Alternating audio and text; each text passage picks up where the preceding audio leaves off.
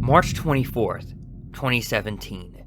An unknown leaker seemingly out of nowhere surprises the Half-Life community with the release of map files for the episodes. Hidden inside are different stages of development, prototypes, abandoned mechanics, and drastically altering story threads. If some things went differently or were kept, we could have been looking at a completely other game. These unused ideas and maps were all extremely fascinating to me at the time, giving us more behind the scenes of Half-Life's episodic development. However, out of the files, there was one map that always kind of struck my curiosity. Style Guide _Ravenholm_01. What is this map? Ravenholm wasn't in episode 1 or 2. Well, little did we know at first. This was the world's first exposure to a playable level of Half-Life 2, episode 4. Welcome to Cancelled, a brand new video series from my channel about cancelled games. This is kind of like the pilot episode to the series and me dipping my toes into the water. If this episode is taken well and you guys want to see more, I would love to continue doing it. I have a couple of ideas for the future and where I could take things, but for now, let's start the series off with a bang. So sit back, relax, as we go back in time with Valve. In 2006, the Half-Life series was in a very interesting and exciting spot. It's easy to forget how much potential there was at the time. Valve had a brand new idea of trying out episodic content that would release every couple of months or years. This was mainly due to the development time gap between Half-Life 1 and 2 not wanting their fans to wait even longer for the next installment. Gabe Newell, at the time, and where the company was heading, estimated that Half-Life 3 would be released in 2022. Are you f***ing kidding? On paper, it would have allowed the fans to get more content and Valve to develop more Half-Life games. Of course, I think we all know what happened in the failure of this business model. Valve had a lot of poorly aged comments during this era, too many to count. In May of 2006, Gabe Newell said on PC Gamer that there were going to be 4 new episodes. The first 3 episodes were going to be Gordon's trilogy by Valve. While not an end to the Half-Life series, it would have been for Gordon's story, at least for a long time. While episode 4, on the other hand, would have been a spin-off game by a third-party developer. Now, this wasn't uncommon for Half-Life either, as the Gearbox expansions are prime examples of this. Episode 4 was going to be about Ravenholm, filling in an intriguing gap of backstory from the fan-favorite chapter. Now, hang on, I'm not talking about this project. Yes, Arcane Studios was developing an episode 4 game, or at least from their perspective, they didn't see it as that. A very common misconception and forgotten fact about this time period is that Arcane wasn't the first developer to handle this idea of a Ravenholm game. Before them, Junction Studios was creating their own Half-Life 2 episode. But after getting cancelled, the project was moved over to Arcane Studios, and the rest is history regarding Return to Ravenholm. These were 2 completely different projects about Ravenholm, different developers, ideas, visions, and concept. So if we already know everything about Arcane's Ravenholm, what was Junction Point's game?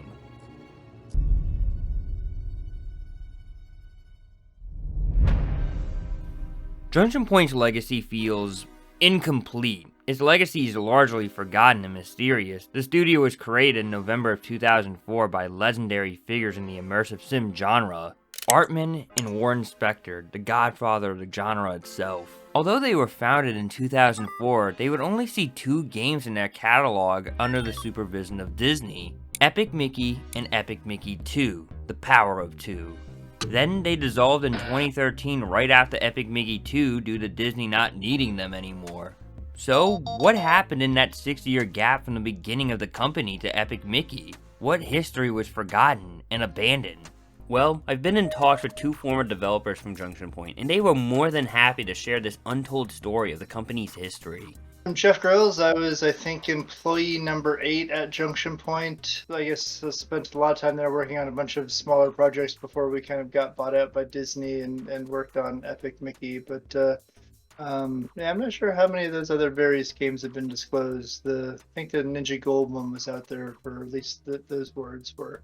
And went on to work with Epic Mickey 1 and Epic Mickey 2, and I was actually there when they closed the doors for Junction Point. So employee number 8 stayed to close. So. Know a lot about what happened in the company. Before the Disney acquisition, Junction Point Studios were looking for work, pitching to multiple different publishers or having projects canceled left and right. Honestly, at that point in the company's history, we were scrounging for work, trying to keep the company alive, and it was whatever contract would pay the bills still. I think the night before I was supposed to start, Warren Spector called me up and told me, hey, all the funding for the project that we had that we're hiring you on for just fell through. I can't promise you a paycheck for longer than X period of time. You'd be walking into a completely different situation than what you expected. Do you still want to join or not? And I'm like, yeah, I'll see you tomorrow. One of these projects was Sleeping Giant, a fantasy world that Spector and his wife had originally pitched to DC Comics a long ways back, now turned to an ambitious open-world RPG at their new game company. It was a project that would have been very much ahead of its time in many ways, relying on heavy player choices and a human-dragon hybrid protagonist. This was a project that Spector wanted to see until the very end, but was cancelled due to Disney not being interested in it. The Sleeping Giant IP would be acquired by Disney to never be used for any future projects. Spector has recalled his memories of this era of the company as 9 months of work, and the publisher goes away. 6 more months, and another publisher goes away. A year after that, and another publisher goes away. And so I'm going, what the heck? I never took any time off. I was always out talking to publishers to get a deal. For Junction Point's next project, their next best bet was Valve Software. Now this wasn't out of the blue, both companies were already familiar with each other. Arkman, one of the co-founders, had worked at Valve and even contributed to one of the Citizen face models for Half-Life 2, though he left very early in 2005 and didn't work on this project. Around that same time, Spector visited Valve to discuss the possibility of working on a game together. One thing led to another, and by late 2005, they were offered the chance to develop something for the Half-Life universe. On Junction Point's old website, they had kept posting job applications for game designers and artists' experience with the Source engine for an unannounced project. And then we got to work on the Valve project, and boy, the Source code base was so much better, so much friendlier for me to work in, and I enjoyed that a lot more. So I was really kind of hoping that project would kind of continue, but it ended up getting cut, but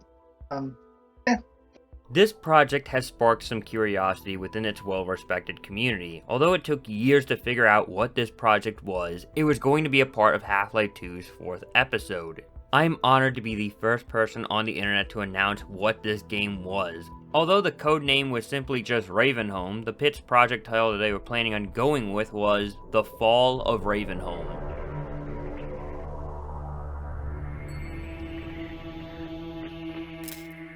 Warren Spector explained how the deal between Junction Point and Valve came to be in a Reddit Q&A post. There was no money. Basically, Valve came in like a white knight and offered us some work on a Half-Life episode, set in a part of the Half-Life universe that hadn't been explored deeply. Although there isn't a lot of info on this project, that has luckily somewhat changed. Now, to get something out of the way, I do not have a build to show off, but now we have pieces of the story, levels, context, the name, and development of it.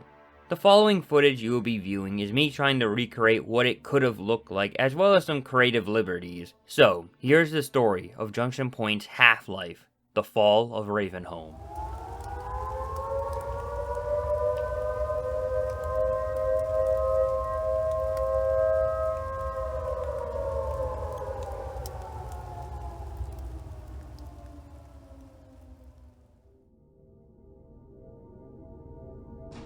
The Fall of Ravenholm was supposed to explore the origins of Ravenholm and provide explanations about what had happened to the town, how things got to the way they were, and its downfall. Taking place a couple of months or possibly 1 year before the events of Half-Life 2, not too far of a gap in time. It opens up with the protagonist on a gondola lift, gliding past areas of the scenic and quaint town of Ravenholm.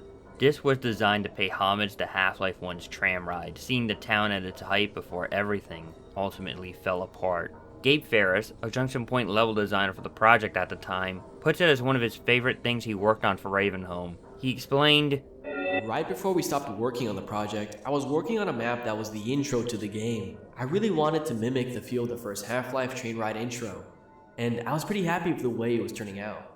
I had learned a lot from the previous levels I'd done, and this felt like it was really polished and would have been a good introduction to the episode. Midway through the gondola ride, the Combine begin their invasion of Ravenholm. A Combine rocket hits your cable car, hurtling off the line and into a warehouse building. Talk about really bad timing. Afterwards, you would meet with Father Grigori at his church and find what remains of the hidden resistance. There were different characters along the way, such as Scooter and Dunnigan. Scooter was just an ordinary rebel, while Dunnigan was the leader of the resistance in Ravenholm. The main tension of the story was between Grigori and the rebels, showing the slow progression of his descent into madness. It was something that Junction Point really wanted to explore with his character.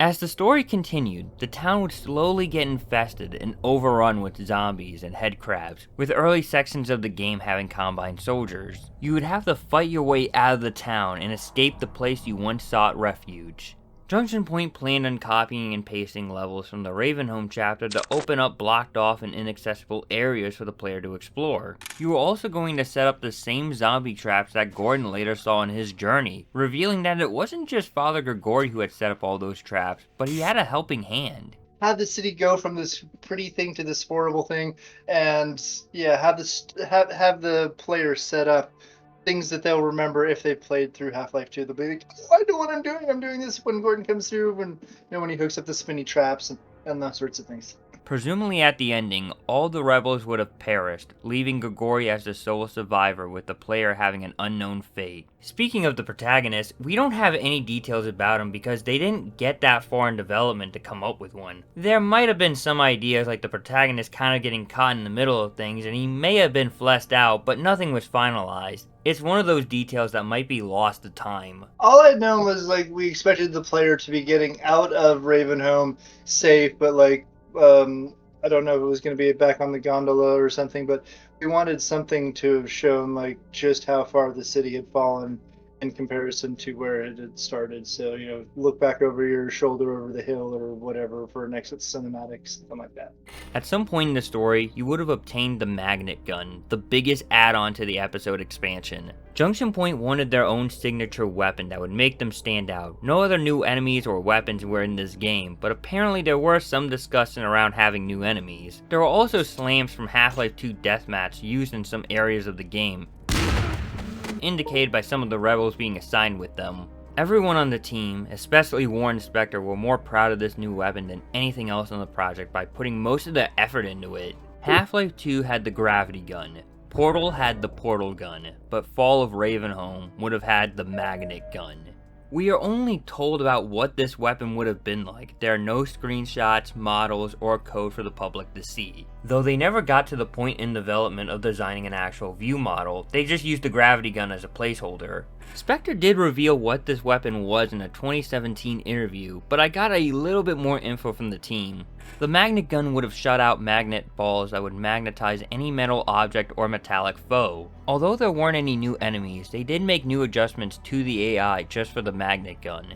Manhacks and turrets would get sucked in and Combine guns would fly out of their hands, though they didn't get to implement that mechanic in time. You can try and imagine all the creative gameplay and puzzle elements Junction Point were brainstorming, whether it was to close doors, create a bridge with I-beams, traps for zombies, or any other interesting scenario with the weapon. You could fire it at a wall across an alley from a metal dumpster, and wham! The dumpster would fly across the alley and slam into the wall.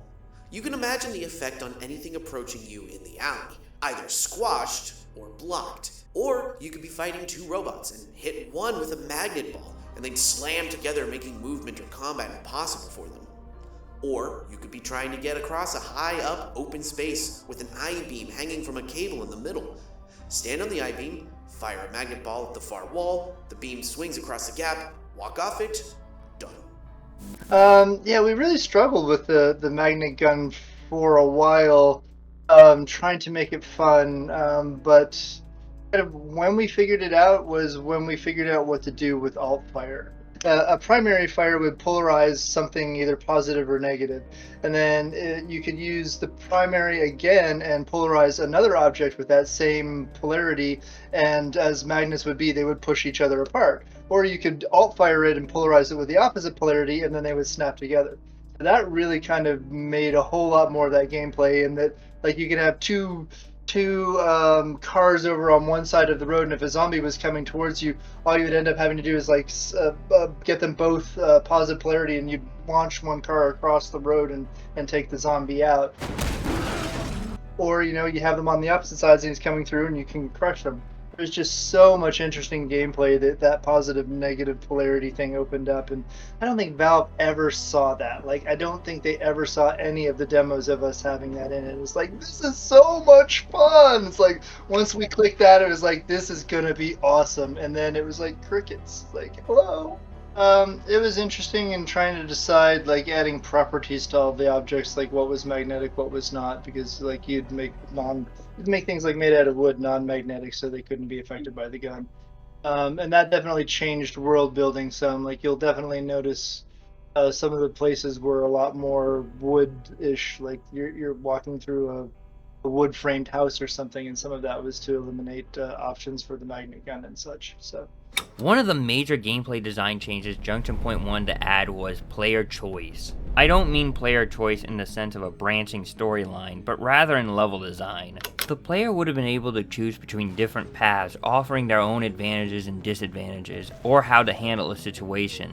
For example, one route would have been heavily gameplay focused, whether it had Combine or zombies to fight, while the other route would have been puzzle oriented. Sure, you saved up on ammo and health, but now you have to go do some magnet gun puzzles. How they could have done this effectively and in the style of Half-Life is up in the air. Junction Point had a background in immersive sim design. It is likely that they were just trying to incorporate it somehow. Around this time, Junction Point were sort of mimicking Valve and how they operated the company, acting almost like a younger sibling following their bigger brother's footsteps, whether it was how they managed meetings or even doing what Valve does with its playtesters. We were trying to take on the Valve strategy of having lots of playthroughs of the level and rebuild things, tweak things as the playthroughs showed. We did a terrible job of iterating on that as a company. Like, I think Gabe and I have even talked about this on occasion. Like, one of the guys that we brought in to do a playtest had never played a first-person shooter, and so tried to play through the level, had all kinds of struggles, and then we spent like the next week kind of redesigning the level to suit his needs. And it's like, but he's not at all the core audience. What are we doing here? And so, you know, lots of things got rebuilt or scrapped or changed. So yeah, everything was just in such a state of flux that I don't think any of us had any real attachments to any of the characters yet. We were still kind of working on the gameplay hook. We'd just gotten that. Some of Junction Point even playtested for episode 1, as Gabe Farris told me in an interesting story. We were trying to do things the Valve way. So we would have big meetings where everybody was contributing to the design, and we came up with a story and gameplay as a team. Valve has a neat way of doing things that I've always respected. I had the pleasure of going up there while we were working on this episode and playing an early version of episode 1. They would do weekly playtests I played through while a good portion of the team watched. For most canceled games, we rarely learn what it would have looked like or know all the details. These projects are abandoned, never to be seen by the public, with only the developers who worked on them remembering. While Arcane Studios showed off their build to the world, I'll give Junction Point this: they had a playable level that leaked. This is sadly the only level we have from the Fall of Ravenholm that is available to the public, but you can download and play it right now. It's even on the Steam Workshop, it's that easy to play. Funny enough, people have mislabeled this map as being a part of Arcane's project, even spelling their name wrong. Now, let me just get something out of the way.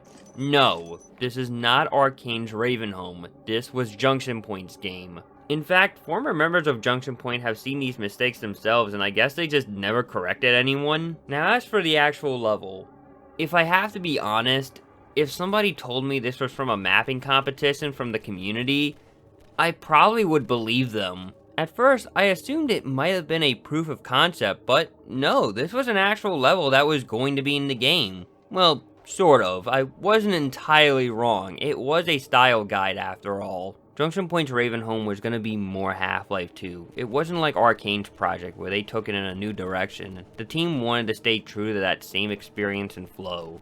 Coincidentally, I figured out the map's creator was Gabe Farris, so of course I just had to ask him about it. This was the first map I did for the episode. It would have probably ended up being the second map you visited.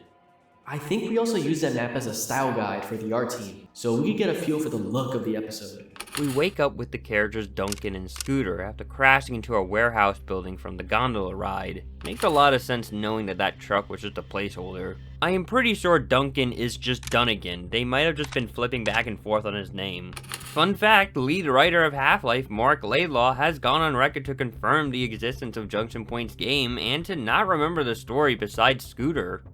Gabe offered a Ravenholm expansion pack to warrant Spector first. When they couldn't do it, it was passed along to Arcane, who started again from scratch. There would have only been one Ravenholm expansion. I don't remember anything about the plot of the Junction Point game except it had a character named Scooter, which is a horror of a different sort. Sure thing. We do a puzzle with Scooter where we have to replace a valve to escape the warehouse.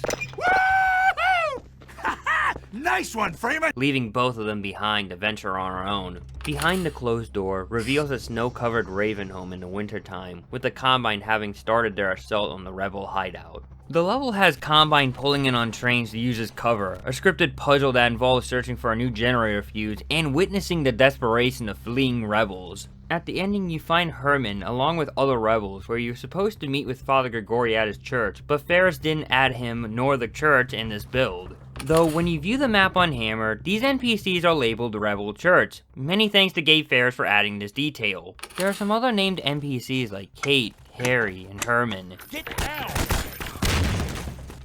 So, who were they? Well, these are just random NPCs that weren't important in the story. Similar to Leon, Griggs, and Sheckley, they are just here to help add to the world and town of Ravenholm. The level is less than 6 minutes long, but you know what? It's competently made. Generally solid gameplay encounters, puzzles, and well-executed show-don't-tell storytelling. No pun intended.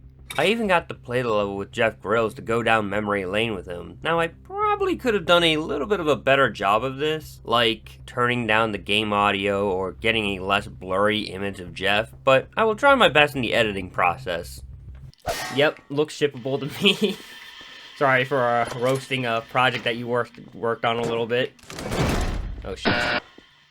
I know what it was at this point, so. Nice one, Freeman! Yeah. No one had bothered to try to match voices or anything yet. Oh yeah. So you guys were just reusing voice lines? Yeah.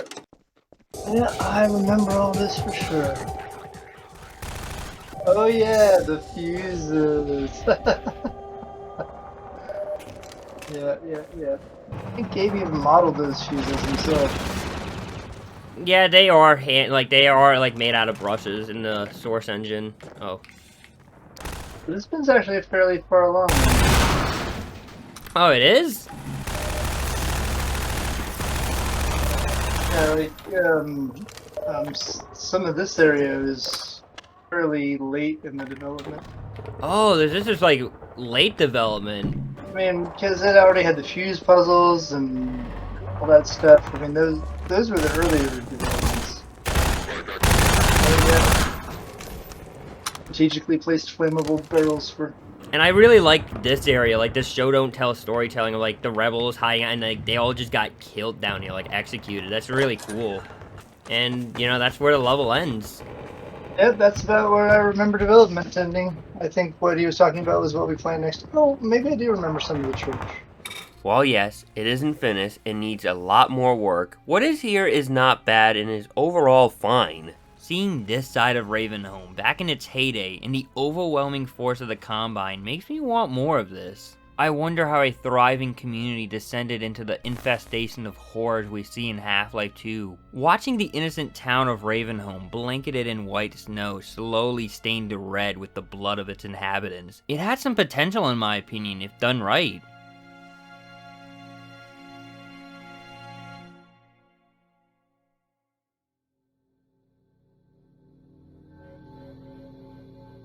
Like I mentioned, I don't have a build on me, but I don't want to leave you guys hanging, so I was able to get one thing to show off from one of the developers that hasn't been viewed by the public. It's nothing too crazy, so don't get too excited, but here's what they gave me.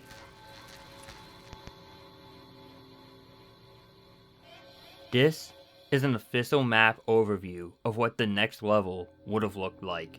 I also have a developer walkthrough from January 11th, 2006 to help put some of the pieces together, both of which will be down in the description for people to view. In the meantime, let's take a look at this map. The next level starts with the player in Gregorian Church, where they talk to Dunnigan over communications. Dunnigan wants the player to head over to Station Zulu to discuss further rebel operations. Once you leave the church, you encounter manhacks and a combine roadblock in your path, forcing the player to retreat into a building with some slams in it. There would have been 3 different ways of handling the situation. You could go in guns blazing, tip the water tower over on the combine, or go down below to break the wooden support beams. Afterwards, you meet with Dunnigan, where he tasks you with recovering a scanner and returning it back to him. Why the scanner is important or even matters isn't very clear and unknown. Also, since that style guide was so late in development, it is possible that Dunnigan's name was switched over to Duncan instead. Of course, I could be wrong in the power of hindsight and... You waiting for somebody? Oh, right, of course. You fight more Combine down in buildings while making your way to the scavenge yard for cover. Eventually, you reach a sky bridge which leads you to a warehouse that has the scanner in question. After securing it, you backtrack to Station Zulu, where new Combine soldiers and snipers have spawned in. And that is what would have been the 3rd level of this episode. According to Farris, he made many changes throughout the course of development. This is just one of the earliest drafts of the level. So now we have a little bit of a timeline here for Junction Point's game. The first map was the gondola ride, the second map was the start of the attack, and the third map was fetching a scanner.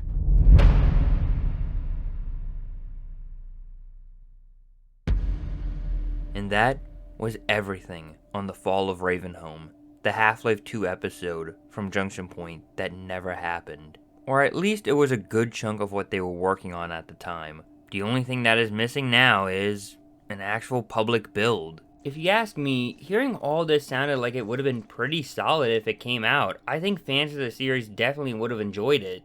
The team themselves were still very new to Source. They weren't experienced or knew the engine that well, but just when they were finally getting the hang of it, their project would get cancelled. And that was 20 years ago. So, what happened?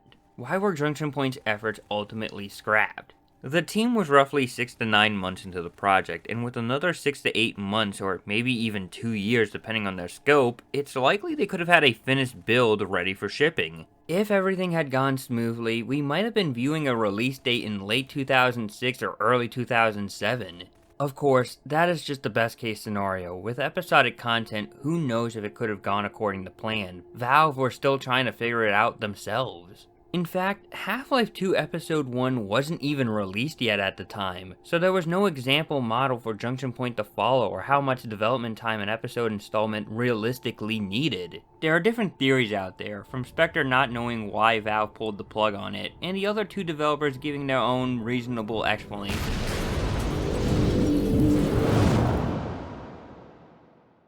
It's actually not that interesting in terms of drama. During the time we were working on the episode, Warren was looking for a longer-term project for the future. He ended up finding something with John Woo to do a ninja-type game, so we ended up signing that project. I don't remember the details of this, but the gist was that when we told Valve, either they didn't want us to work on both at the same time, or the John Woo publisher didn't want us to work on both. Something like that, so it just became a matter of priorities. Given the choice of one over the other, we chose to go with the John Woo game because it was a longer term, and ultimately, people felt a more interesting project. Of course, that game didn't see the light of day either. Personally, I felt Jeff Grills' explanation is more accurate since his memory of the last 2 months of development and the cancellation lives more rent-free. So it was kind of sad the way the project ended up dying. Like, the last 2 months of it, I'd say we had no contact with Valve whatsoever, and that's really when, like, all the pieces kind of started falling in place for us, and we really put together something compelling. And I think that's when I got the name The Fall of Ravenholm. We had just figured out how to actually make it fun. Like, we had gone through many, many weeks of, hey, we've got this concept and it's just not working out the way we wanted to. I don't think we ever knew. It just went radio silent, and then it's like the project's over. And Warren struggled to get them to say anything to us about it. And yeah, it was, I mean, yeah, nothing. Like, especially since we felt like we had come so far since the last time they had seen anything. It's like, why cancel it now without even looking at what we've got? But it's what we felt like happened. I want to give my special thanks to both Gabe Farris and Jeff Grills for their time to tell us about this untold chapter of Half-Life. They were really helpful in this episode, and I couldn't have done it without their assistance. We all know what happened next. Valve would approach Arcane Studios for the Ravenholm project instead. They chose to start their game from scratch without taking any of Junction Point's assets. They were beyond talented with the Source engine, and in many ways were probably the stronger pick from Valve than Junction Point. Just play Dark Messiah of Might and Magic, and you'll see what I mean.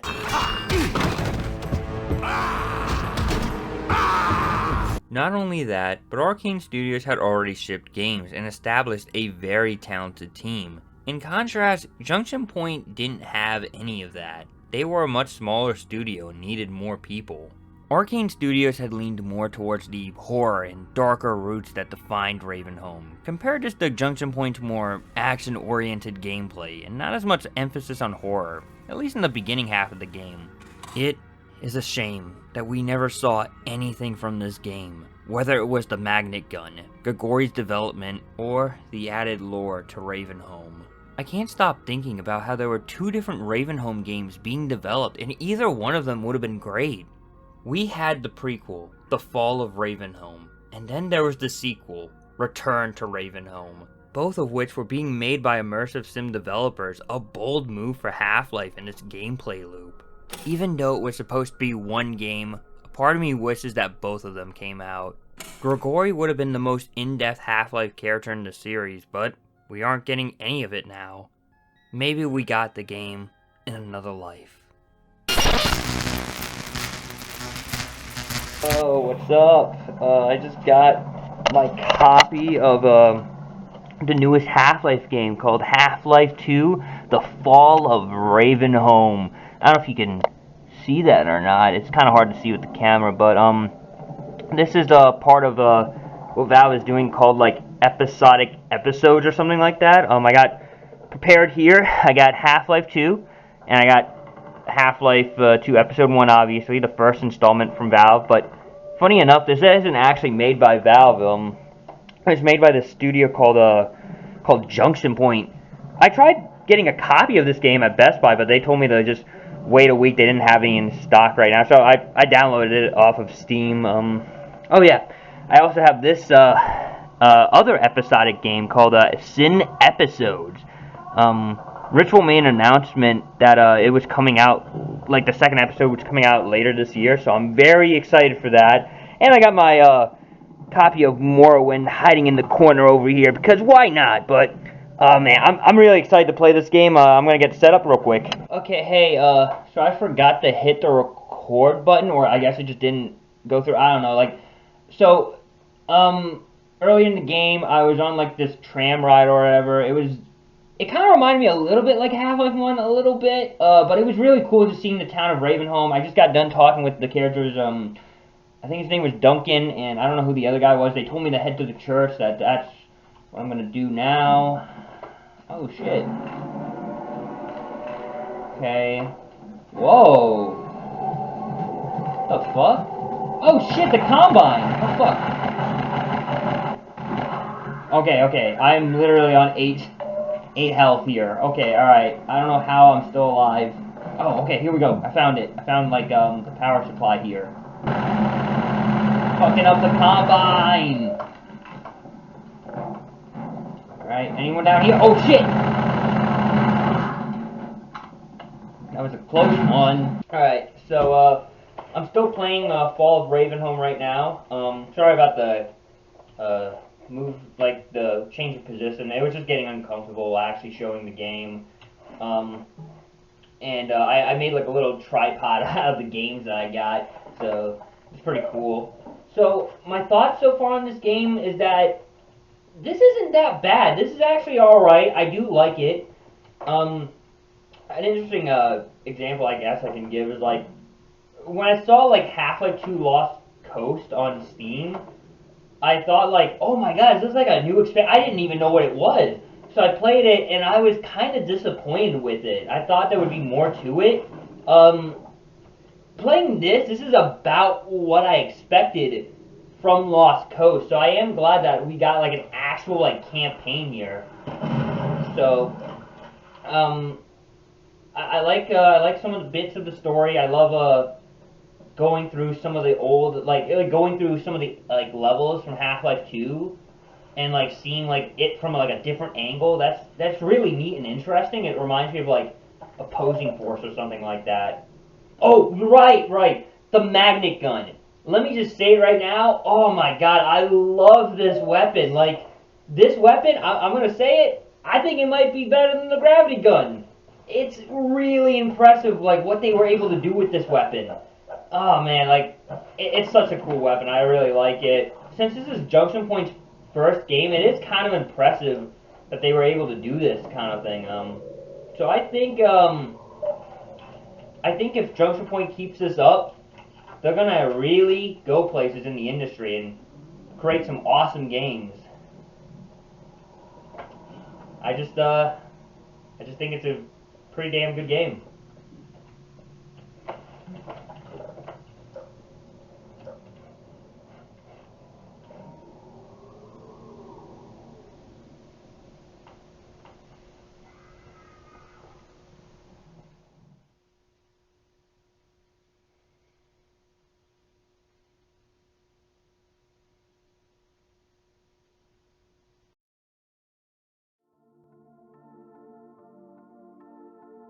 The real tragedy of canceled games is all the potential and lost memories that will never be experienced by people, whether forced or willingly abandoned by their creators.